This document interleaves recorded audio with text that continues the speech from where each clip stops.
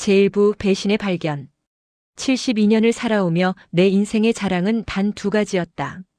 하나는 작은 철물점에서 시작해 지금의 명성건설을 일군 남편 강태수. 그리고 또 하나는 그런 아버지를 닮아 똑똑하고 성실한 내 외아들 강준호였다. 남편은 3년 전 췌장암으로 세상을 떠났다. 이제 내게 남은 건 아들뿐이었다. 엄마, 이번 추석에는 갈비찜 많이 해주세요. 오늘도 준호는 영상통화로 환하게 웃고 있었다.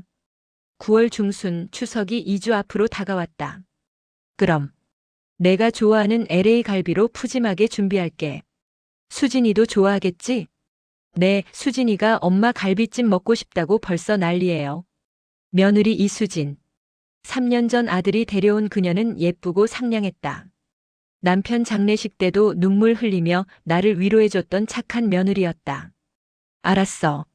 잡채도 산더미처럼 해놓을게. 너희 올 때 막힐 테니 저녁 늦게 도착하겠구나. 네, 아마 그럴 거예요. 엄마, 저 지금 회의 들어가야 해서요. 저녁에 다시 전화 드릴게요. 그래, 우리 아들 일 열심히 해. 조심해서 다녀. 영상통화를 종료하고 나는 냉장고를 열었다. 추석 준비를 미리 시작해야겠다는 생각에 식재료 목록을 작성하기 시작했다. 그런데 이게 웬일인가? 식탁 위에 놓인 내 휴대전화에서 아들의 목소리가 희미하게 들려왔다. 이 녀석이 또 전화를 제대로 안 끊었구나. 핀잔이나 한마디 해주려고 휴대전화를 집어들었다. 그 순간. 그래서 말인데 추석 당일 저녁이 최적기야. 아들의 목소리였다. 하지만 조금 전까지의 따뜻한 목소리와는 전혀 달랐다. 차갑고 낮게 가라앉은 낯선 목소리였다. 약은 확실히 구했어? 혹시 검출되는 거 아니야? 날카롭고 냉정한 며느리 수진의 목소리가 끼어들었다. 걱정하지 마. 수면제 성분이라 노인네들이 흔히 먹는 거야. 와인에 서너 알만 타면 30분 안에 심장마비처럼 보여. 부검하지 않는 한 절대 안 걸려. 심장이 쿵 내려앉았다. 나는 숨을 죽인 채 휴대전화를 귀에 더 바짝 갖다 댔다. 그래도 엄마잖아. 아들의 목소리가 잠깐 흔들렸다. 아직도 정신 못 차렸어? 당신 빚이 지금 6억이야. 6억. 이번 주까지 못 갚으면 우리 둘 다 죽는 거야. 당신 어머니 현금만 30억이 넘어. 여기 경기도 전원주택이랑 강남 아파트까지 합치면 100억은 되잖아. 하지만은 무슨.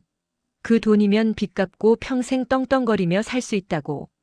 게다가 생명보험도 30억이잖아. 당신이 수익자로 돼 있으니까 바로 나와. 숨이 막혔다. 어차피 72세 고령이시고 혼자 사시잖아. 추석 당일 가족들 다 모여서 떠들썩할 때 하면 돼. 심장이 안 좋으시니 갑자기 돌아가셨다고 하면 누가 의심하겠어? 며느리의 목소리는 섬뜩할 정도로 태연했다.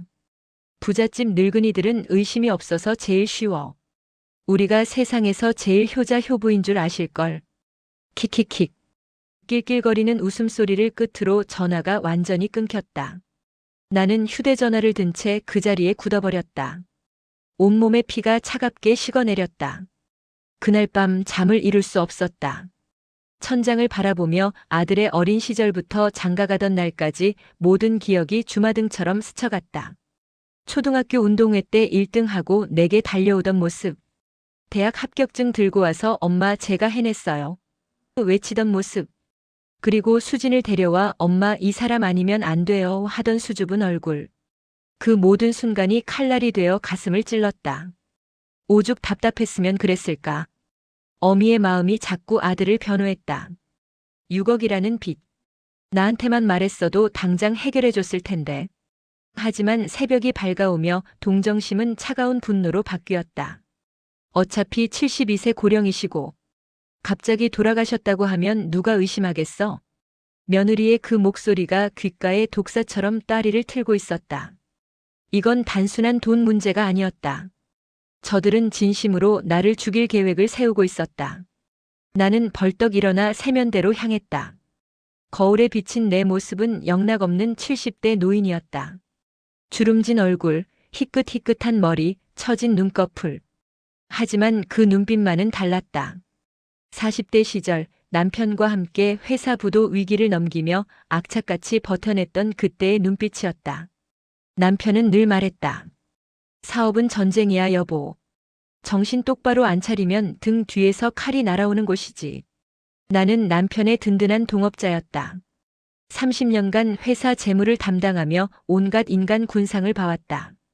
사탕발림으로 접근해 돈을 노리는 사기꾼들. 가족이라는 이름으로 회사를 좀먹는 인간들. 나는 그 모든 전쟁터에서 살아남았다. 부잣집 늙은이들은 의심이 없어서 제일 쉬워. 며느리의 그 오만한 목소리를 되새겼다. 그래, 한번 해보자. 누가 더 쉬운 상대인지. 나는 결심했다. 이 일을 경찰에 알리지 않기로. 아직 일어나지 않은 일이라며 제대로 수사나 해줄지 의문이었다. 게다가 저 교활한 것들이 증거를 남겼을 리 없었다. 이 일은 내 손으로 직접 끝내야 했다. 저것들을 법의 심판대에 세우고 내 아들이 어떻게 저 지경까지 갔는지 그 뿌리까지 파헤쳐야 했다. 나는 더 이상 준호 엄마가 아니었다. 지금부터 나는 강명희였다. 40년간 남편의 그림자에서 회사의 돈줄을 쥐고 흔들었던 그 시절의 강명희로 돌아가야 했다. 옷장 깊숙한 곳에서 남편의 낡은 서류 가방을 꺼냈다. 먼지를 털어내고 열자 오래된 명함 한 장이 나왔다. 장백산 청산 컨설팅 대표 017-984-3475. 아는 사람은 다 아는 대한민국에서 가장 유능한 해결사의 명함이었다. 남편은 생전에 몇 번이나 말했다. 경찰이나 검찰로 해결 안 되는 일이 생기면 무조건 장 실장을 찾아가. 이 양반은 귀신도 잡아내는 사람이야. 장백사는 전직 국정원 출신으로 음지에서 조용히 활동하는 인물이었다. 남편도 회사 관련 분쟁을 몇 번 그의 도움으로 해결했었다. 손이 떨렸지만 나는 번호를 눌렀다. 2번의 신호음 후 낮고 차분한 남성의 목소리가 들렸다. 네, 장백산입니다. 저 강명이라고 합니다. 고인이 된 강태수 회장의 아내입니다. 짧은 침묵이 흘렀다. 아, 사모님. 회장님께는 늘 큰 은혜를 입었습니다. 오랜만입니다. 장 실장님, 급한 일이 있습니다. 오늘 저녁에 뵐 수 있을까요? 물론입니다. 어디로 오시겠습니까? 청담동 소반 아시죠? 저녁 7시 3층 매화실로 와주세요. 약속 시각에 맞춰 도착하자 장백사는 이미 와 있었다. 50대 후반으로 보이는 그는 드라마에 나오는 흥신소 직원과는 거리가 멀었다. 잘 다려진 네이비 정장, 단정한 헤어스타일, 그리고 상대를 꿰뚫어보는 날카로운 눈빛. 대기업 임원 같은 인상이었다. 사모님, 오랜만입니다. 더 건강해 보이십니다. 장 실장님도 여전하시네요. 앉으시죠. 인사를 나누고 자리에 앉자 나는 단도직입적으로 본론을 꺼냈다. 애둘러 말할 시간도 그럴 마음도 없었다. 나는 어제 들었던 통화 내용을 처음부터 끝까지 토시 하나 빼놓지 않고 전부 털어놓았다. 장백사는 미동도 없이 내 눈을 바라보며 듣고만 있었다. 그의 표정에서는 어떤 감정도 읽을 수 없었다. 그래서 제가 원하는 건 증거입니다. 제 아들과 며느리가 저를 해치려 했다는 법정에 제출할 수 있는 확실한 증거요. 아드님을 감옥에 보낼 각오가 되어 계신 겁니까? 장백산의 날카로운 질문에 가슴이 철렁했다. 하지만 나는 흔들리지 않았다. 제 아들은 이미 죄를 지었습니다. 어미를 죽이려는 마음을 먹은 순간부터요. 다만 그 전에 어떻게 제 아들이 저 지경까지 갔는지 그 뿌리는 제가 직접 뽑아내야겠습니다. 내 단호한 대답에 장백사는 처음으로 희미하게 고개를 끄덕였다. 알겠습니다, 사모님. 사모님의 뜻대로 움직이겠습니다. 지금부터 제가 드리는 지시대로만 행동해 주십시오. 장백산의 첫 번째 지시는 간단했다. 평소와 똑같이 행동하십시오. 아들에게 전화 걸어 아무것도 모르는 척 안부를 묻고 추석 준비 이야기를 나누라는 것이었다. 저들이 사모님을 의심 없는 노인으로 보고 있다면 그 믿음을 깨트려서는 안 됩니다. 다음 날 아침 심호흡을 한번 하고 아들에게 전화를 걸었다. 준호야, 잘 잤니? 어제 회의는 잘 끝났어? 네, 엄마. 잘 잤어요. 회의는 뭐? 그럭저럭이요. 엄마는 뭐 똑같지. 늙은이가 잠이 어디 있어. 일찍 일어나서 산책 다녀왔다. 나는 최대한 밝고 아무 걱정 없는 목소리를 연기했다. 아카데미 여우주연상 감이네, 나도. 속으로 쓴웃음을 지으며 대화를 이어갔다. 참 준호야. 엄마가 오늘 점심때쯤 너희 회사 근처에 볼 일이 있는데 잠깐 들러서 점심이나 사줄까? 회사로요? 아니에요, 엄마. 저 너무 바빠서 점심 먹을 시간도 없어요. 아들이 당황하며 손사래를 치는 게 눈에 선했다. 하지만 나는 물러서지 않았다. 바쁘긴 뭐가 바빠? 밥은 먹고 다녀야지. 엄마가 내가 좋아하는 설렁탕 포장해서 갈 테니까 12시 반까지 사무실에 있어. 알았지? 대답도 듣지 않고 전화를 끊었다. 이건 역시 장백산의 계획이었다. 적의 본진에 직접 침투하여 정보를 수집하십시오. 정확히 12시 20분. 나는 뜨끈한 설렁탕 2그릇을 들고 여의도 빌딩 로비에 들어섰다. 아들은 IT 대기업 부장이었고 제법 넓은 개인 사무실을 쓰고 있었다. 엄마, 여기까지 어떻게 오셨어요? 그냥 집에 계시지. 난처한 표정의 아들을 보며 나는 태연하게 웃었다. 됐다. 어미가 아들 밥 먹이러 오는데 무슨 허락을 받아? 얼른 먹어, 식기 전에. 아들이 마지못해 설렁탕을 먹기 시작했을 때 나는 자연스럽게 말을 꺼냈다. 참 준호야. 엄마가 어젯밤에 생각났는데 내 명의로 들어놓은 보험이 곧 만기더라. 그거 찾아서 다른 데 투자해볼까 하는데 내 신분증 사본이 필요할 것 같아. 내 책상 서랍에 혹시 있니? 보험이요? 아마 있을 거예요. 제가 찾아볼게요. 아들이 무심코 서랍을 뒤지는 그 순간. 아들이 탕비실에 물을 들어간 찰나의 틈. 나는 재빠르게 책상 제일 아래 서랍을 열었다. 그리고 찾아냈다. 대부업체 최종 독촉장, 금액 6억 3천만 원. 그 옆에는 불법 온라인 도박 사이트에서 보낸 경고문도 있었다. 손이 떨렸지만 나는 재빨리 주머니에서 초소형 카메라를 꺼내 서류들을 촬영했다. 장백산이 건네준 소형 카메라였다. 엄마, 거기서 뭐 하세요? 등 뒤에서 아들의 목소리. 심장이 철렁했지만 나는 태연하게 돌아서며 웃었다. 아이고, 우리 아들 책상 한번 구경했다. 역시 부장님 책상은 다르네. 깔끔해. 나는 아무렇지 않은 척 아들의 어깨를 툭툭 두드리고는 사무실을 나섰다. 건물 밖으로 나오자마자 다리에 힘이 풀려 벽에 기댔다. 6억 3천만 원. 며느리가 말한 것보다 더 많았다. 그리고 그 출처는 불법 도박이었다. 차에 타자마자 장백산에게 전화를 걸어 사진을 전송했다. 장 실장님, 판이 제 생각보다 훨씬 큽니다. 수화기 너머로 장백산의 차분한 목소리가 들렸다.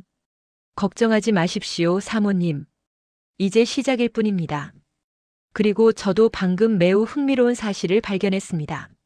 며느님에 대해서 말입니다. 제2부 진실의 파편. 장백산과 다시 만난 곳은 그의 사무실이었다. 여의도의 한 오피스텔 건물 청산 컨설팅이라는 간판 뒤에는 최첨단 장비들로 가득 찬 공간이 펼쳐져 있었다. 마치 첩보 영화 세트장 같았다. 사모님, 이 여자를 아십니까? 장백산이 대형 모니터를 켰다. 화면에는 며느리 이수진의 10년 전쯤으로 보이는 사진이 떠 있었다. 지금보다 훨씬 어려 보였지만 특유의 교태 띤 미소는 그대로였다. 제 며느리 수진이군요. 젊었을 때 사진인가 봐요. 본명은 맞습니다. 하지만 결혼은 이번이 처음이 아닙니다. 장백산이 키보드를 몇 번 두드리자 수진 옆에 낯선 남자들의 사진이 차례로 나타났다. 첫 번째 남편은 박재훈. 강남에서 잘 나가던 피부과 원장이었습니다. 화면에 30대 중반의 잘생긴 남자 사진이 떴다. 9년 전 결혼했고 결혼 13개월 만에 자택에서 심장마비로 사망했습니다. 이수진은 생명보험금 3억 원을 수령했습니다. 나는 입술을 깨물었다. 두 번째 남편은 정민수. 부동산 개발 회사 대표였습니다. 이번에는 40대 초반의 건장한 남자 사진. 6년 전 재혼했고 결혼 10개월 만에 등산 중 실족사로 사망했습니다. 이번에는 4억 원의 보험금과 회사 지분을 상속받았습니다. 세상에. 내 입에서 신음 같은 소리가 흘러나왔다.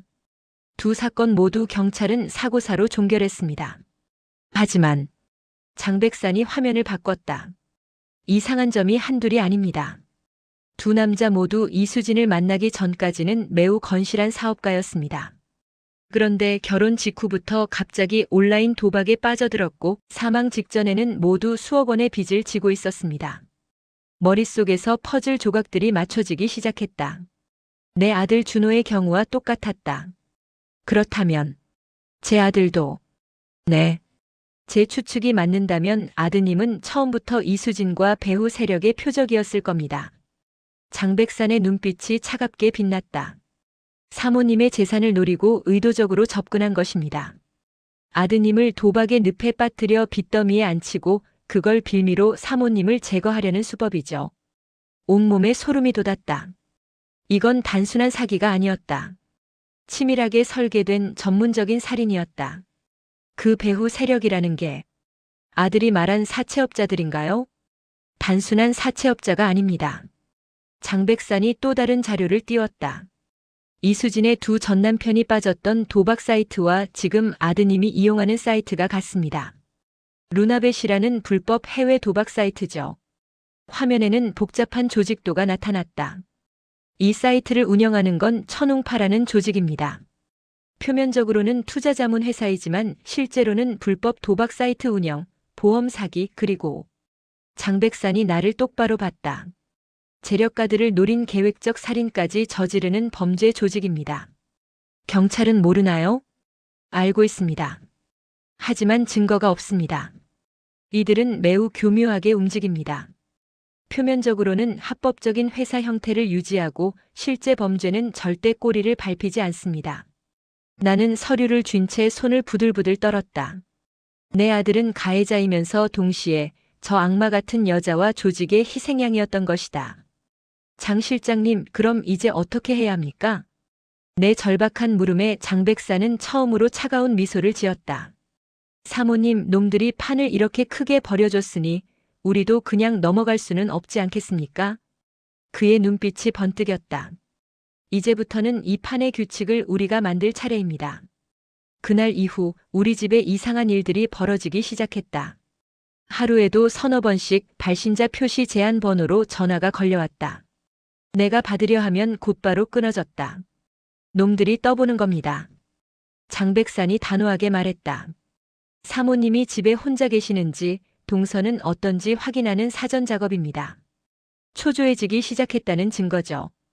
그럼 제가 어떻게 해야 하나요? 평소대로 생활하십시오. 단 절대 혼자 외출하지 마시고 이 비상벨을 항상 지니고 계십시오. 장백산이 건넨 것은 목걸이처럼 생긴 작은 기기였다.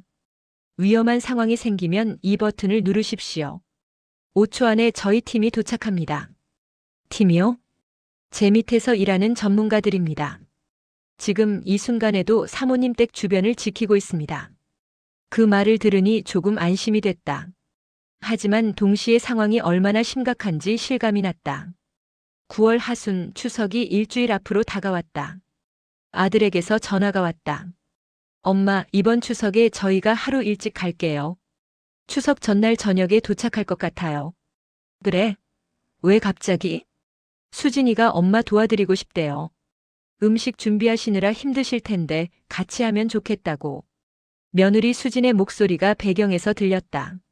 어머니, 제가 갈비찜이랑 잡채 만드는 거 도와드릴게요.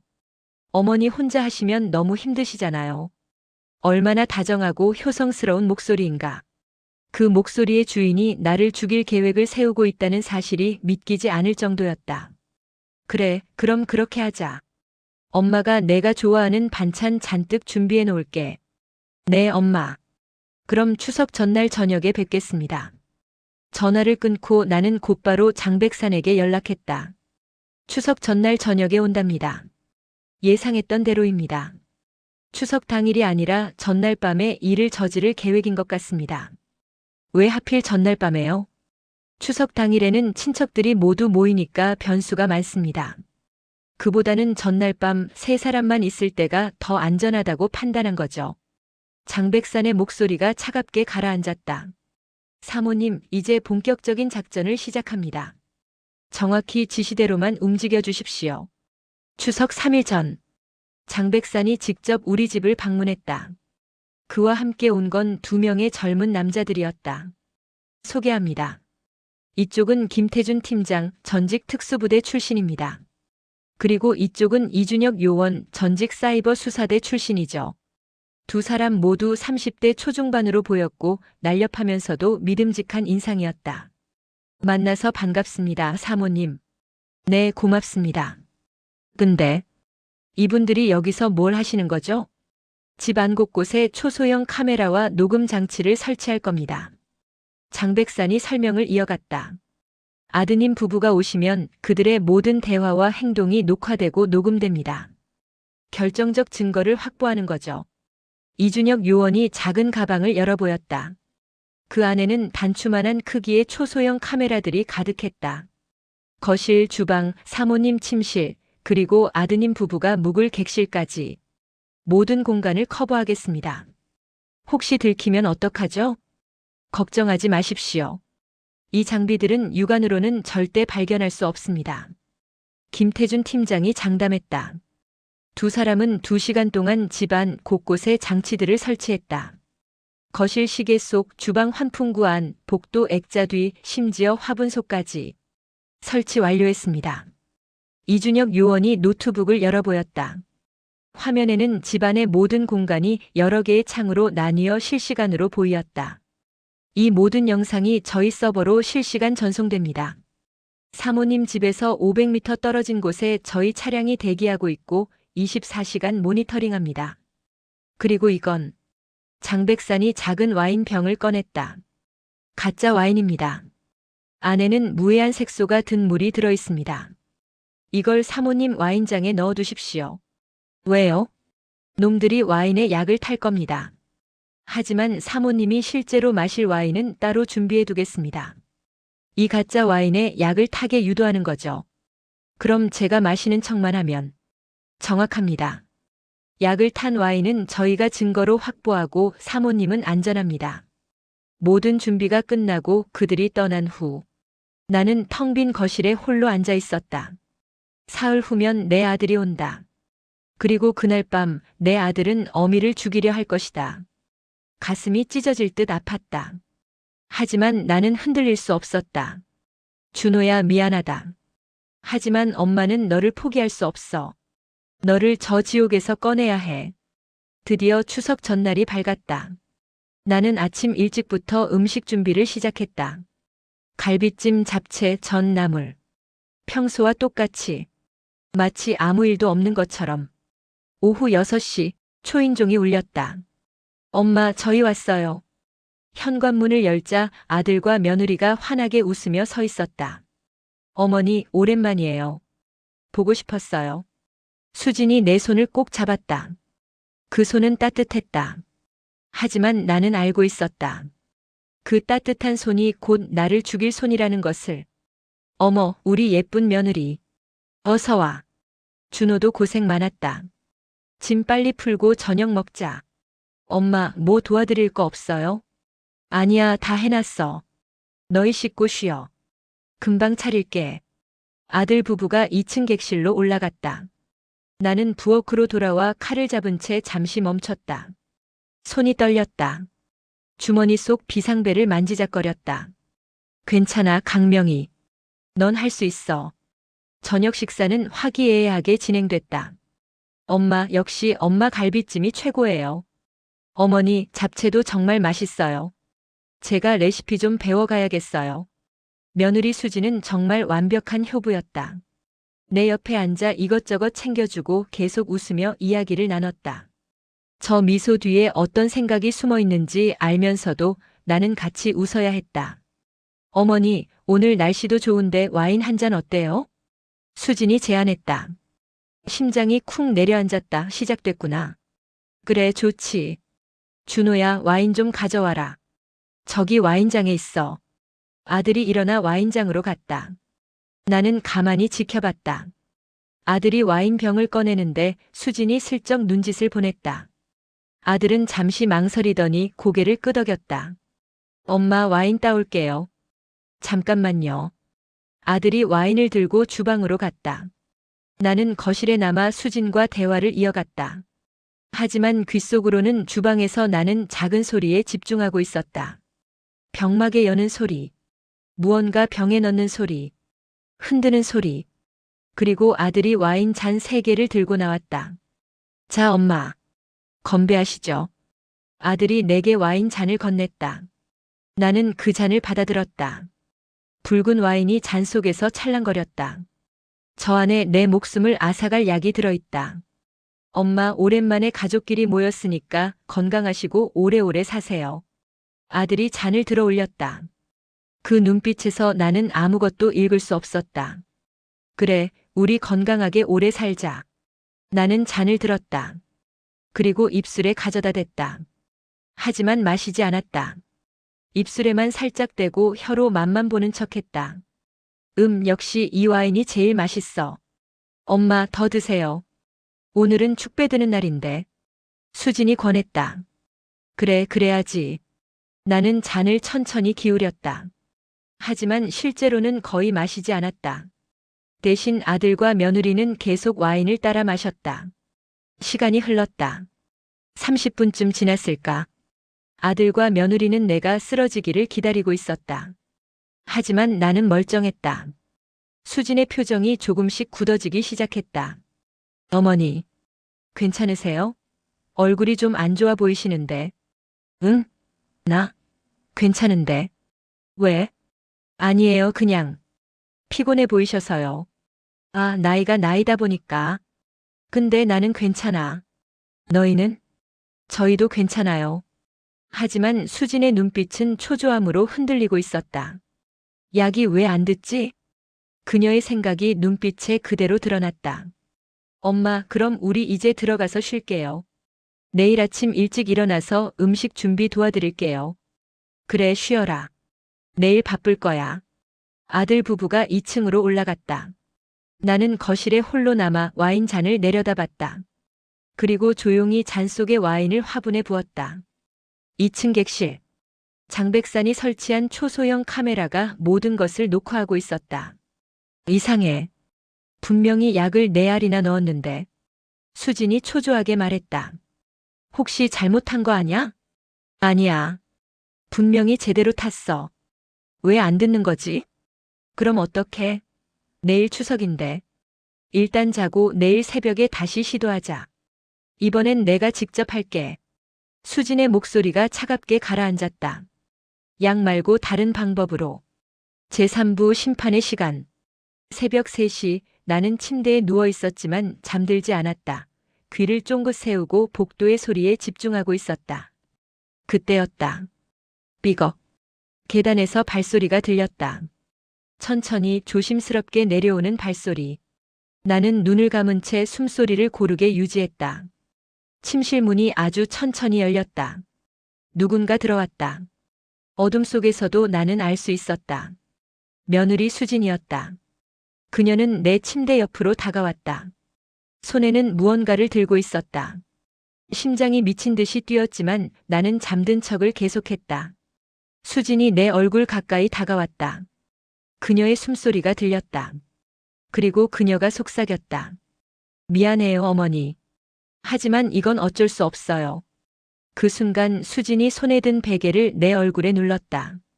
숨이 막혔다. 나는 순간적으로 몸부림을 쳤다.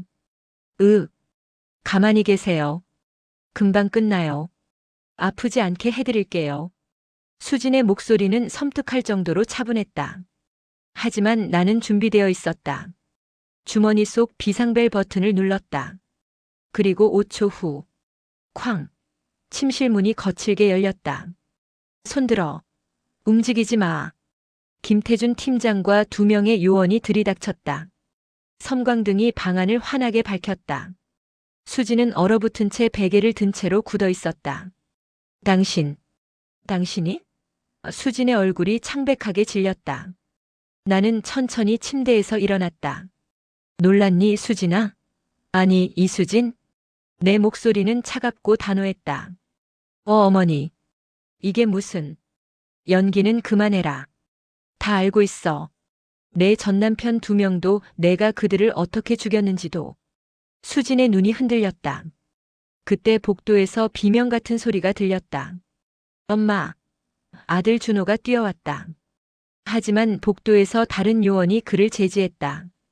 강준호 씨, 움직이지 마십시오. 이게 무슨 일이에요? 엄마, 괜찮으세요?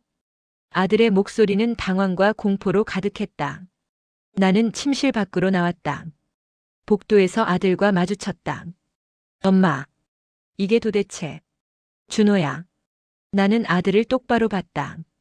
엄마가 죽으면 보험금 30억이 들어온다며? 순간 아들의 얼굴이 하얗게 변했다.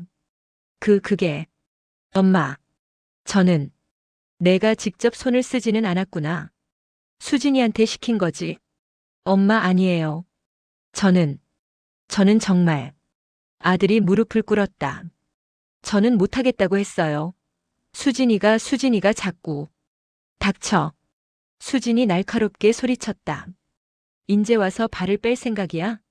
당신도 공범이야, 강준호. 그 순간 현관문이 열리며 장백산이 들어왔다. 그리고 그의 뒤에는 경찰들이 따라왔다.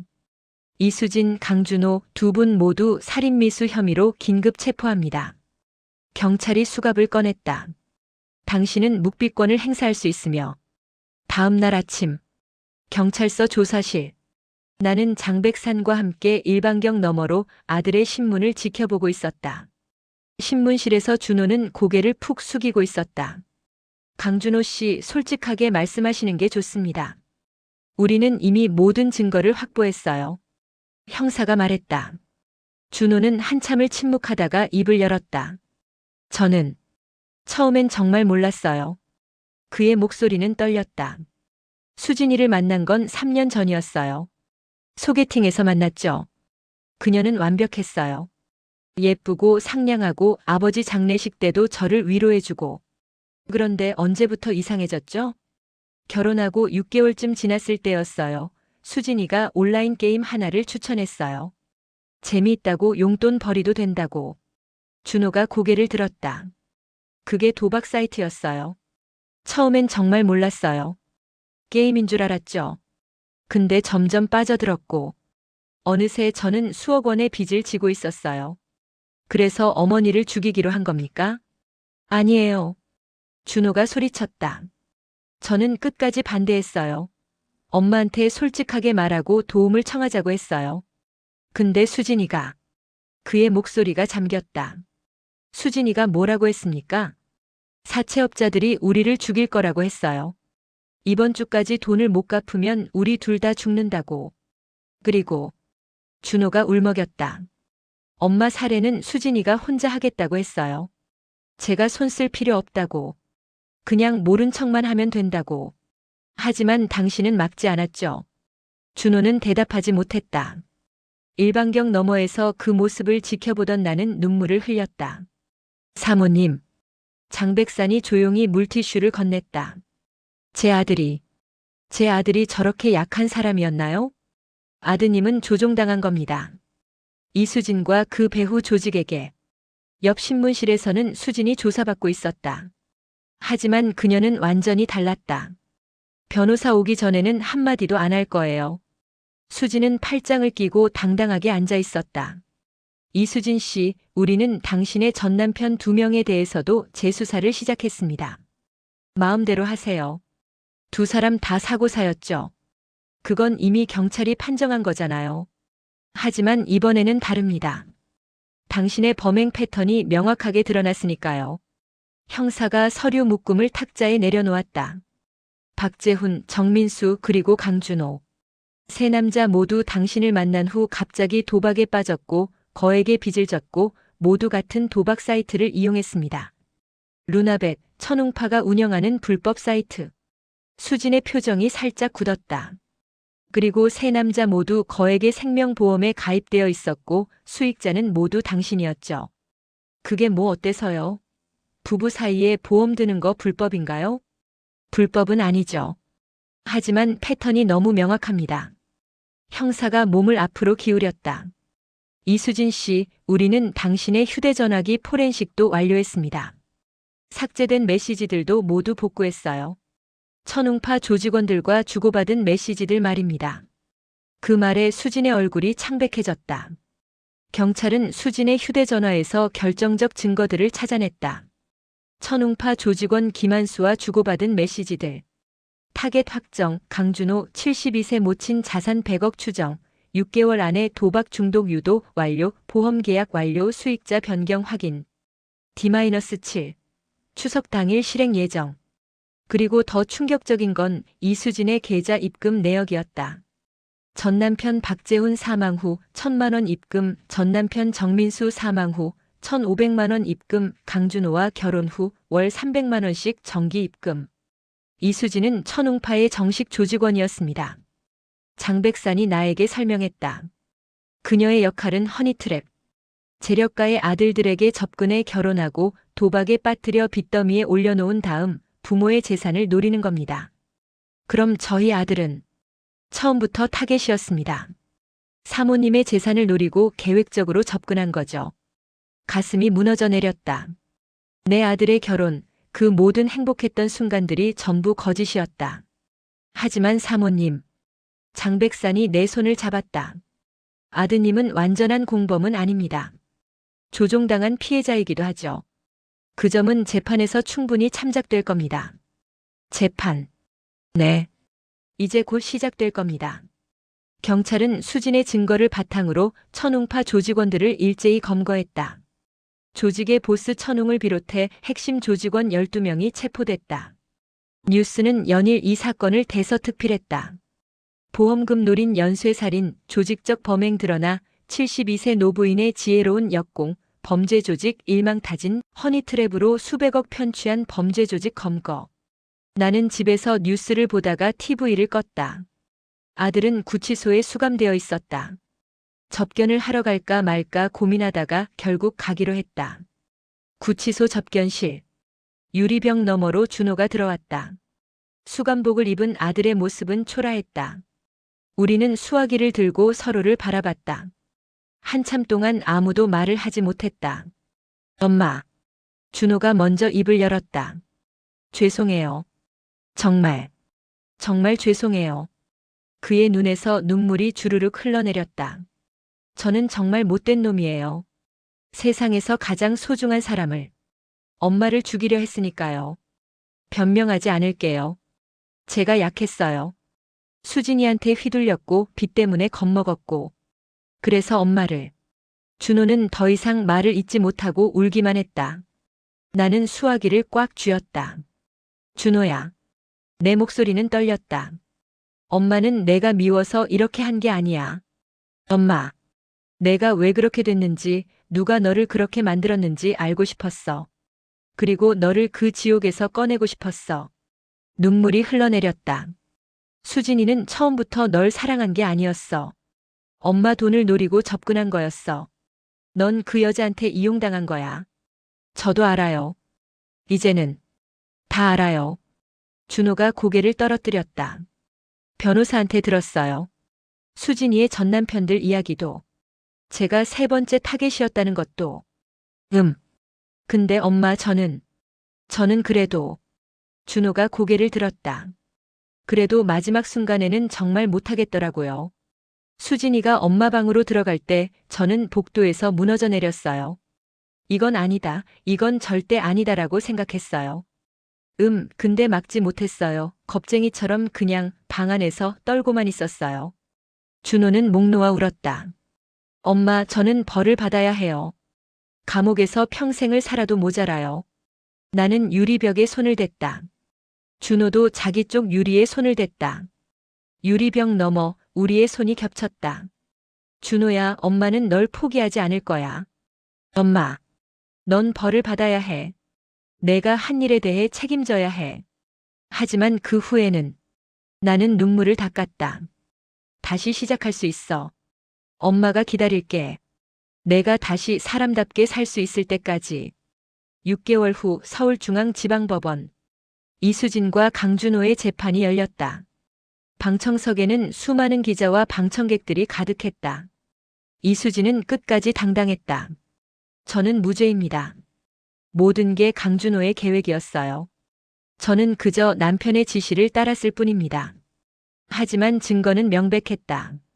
녹음된 통화 내용, CCTV 영상, 휴대전화 메시지, 그리고 천웅파 조직원들의 증언. 피고인 이수진은 전 남편 2명을 살해하고 보험금을 편취한 혐의, 그리고 피해자 강명희를 살해하려 한 살인미수 혐의로 징역 25년을 선고합니다. 판사의 선고에 이수진은 비명을 질렀다. 이건 말도 안 돼. 나는 아무 잘못도 안 했어. 하지만 법정은 냉정했다. 준호의 차례가 왔다. 피고인 강준호는 살인미수 방조 혐의가 인정되나 피해자인 모친의 탄원과 피고인이 범행을 주도하지 않은 점 깊이 반성하고 있는 점을 참작하여 징역 5년을 선고합니다. 준호는 고개를 숙였다. 죄송합니다. 정말 죄송합니다. 3년 후 교도소 면회실. 준호는 많이 달라져 있었다. 수감복 대신 작업복을 입은 그는 훨씬 건강해 보였다. 엄마 오셨어요. 그래, 잘 지냈니? 네. 여기서 용접 기술 배우고 있어요. 출소하면 이걸로 일자리 구할 수 있대요. 잘했다, 우리 아들. 엄마, 제가 여기서 많이 생각했어요. 준호가 진지한 표정으로 말했다. 저는 평생 엄마한테 빚진 사람으로 살 거예요. 그 빚을 다 갚으려면 아마 평생이 걸릴 거예요. 준호야. 하지만 갚을 거예요. 한 푼 한 푼 하루하루 성실하게 살면서요. 나는 아들의 손을 잡았다. 그래, 엄마는 믿는다. 내가 다시 일어설 수 있다는 걸. 5년 후 출소하는 날. 나는 교도소 앞에서 아들을 기다렸다. 문이 열리고 준호가 나왔다. 40대가 된 아들은 더 이상 예전의 그 나약한 사람이 아니었다. 엄마. 준호야. 우리는 껴안았다. 얼마나 기다렸던 순간인가. 엄마, 다시는 엄마를 실망하게 하지 않을게요. 알아, 엄마도 알아. 우리는 차에 올라탔다. 엄마, 저 이제 어디 가요? 용접 공장에 자리 하나 마련해뒀어. 거기 사장님이 좋은 분이셔서 내 사정을 다 아시고도 받아주셨단다. 정말요? 감사합니다, 엄마. 그리고 나는 작은 상자를 꺼냈다. 이건 내 아버지의 시계야. 아버지가 돌아가시기 전에 너한테 주라고 하셨어. 준호는 떨리는 손으로 시계를 받았다. 아버지. 내 아버지는 늘 말씀하셨어. 사람은 넘어질 수 있다고. 하지만 중요한 건 다시 일어서는 거라고. 네, 준호야, 이제 다시 시작하자, 너도 엄마도. 준호는 시계를 차며 고개를 끄덕였다. 네, 엄마.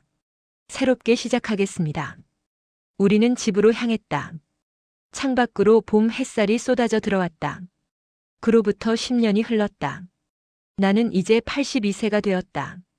준호는 성실하게 일하며 작은 용접 공장을 차렸고 착한 여자를 만나 재혼했다. 재혼한 지 6년 손주 지훈이가 태어난 지도 어느새 5년이 흘렀다. 할머니, 안녕하세요. 5살 손주 지훈이가 내 품에 안겼다. 어머니, 생신 축하드려요. 며느리가 케이크를 들고 왔다. 엄마, 생신 축하해요. 준호가 꽃다발을 건넸다. 우리는 함께 식탁에 앉았다. 평범한 가족의 저녁 식사. 하지만 이보다 더 소중한 순간은 없었다. 엄마. 준호가 조용히 말했다. 고맙습니다.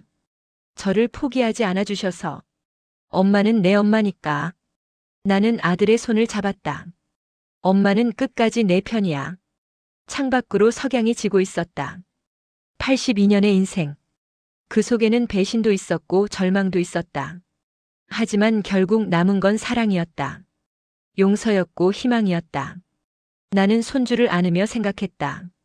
인생은 긴 싸움이다. 하지만 포기하지 않는 한 우리는 결국 이긴다.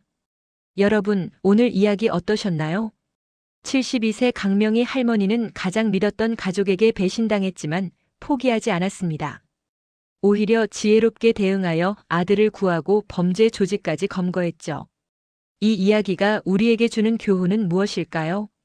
첫째, 나이가 들었다고 해서 약한 존재가 아닙니다. 오히려 수십 년 쌓아온 경험과 지혜는 그 무엇보다 강력한 무기입니다. 둘째, 가족이라는 이름으로 무조건 참는 것이 사랑이 아닙니다. 때로는 단호하게 잘못을 바로잡는 것이 진정한 사랑입니다. 셋째, 사람은 넘어져도 다시 일어설 수 있습니다. 준호처럼 잘못을 뉘우치고 새 출발한다면 언제든 회복할 수 있습니다. 여러분도 혹시 억울한 일을 겪고 계시는가요? 혼자 고민하지 마시고 반드시 도움을 요청하세요.